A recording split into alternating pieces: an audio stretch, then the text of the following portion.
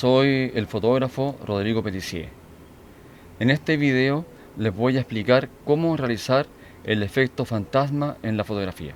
Se puede hacer, por supuesto, con programas de edición como el Photoshop y otros más, pero resulta más interesante lograrlo en la misma cámara. Hay modelos que permiten realizar doble exposición en la cámara y ese es el efecto que les voy a mostrar ahora. Al disparar dos veces, podemos, por ejemplo, en la primera fotografía, usando por supuesto la cámara en trípode para que no se mueva, para que la escena se mantenga constante en las dos fotos, podemos, como les decía, fotografiar a la persona, luego el modelo sale de cuadro y realizamos el segundo disparo.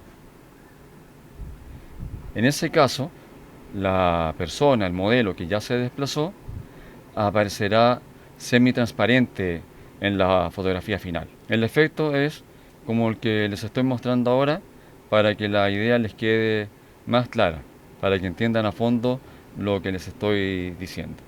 Si este video les pareció interesante, al igual que los muchos que ya les he ido entregando durante estos años, les sugiero que se suscriban al canal y que hagan clic en la campana de YouTube. Nos vemos y bueno, a practicar con las cámaras y en especial este efecto que les acabo de enseñar. Hasta luego, amigos.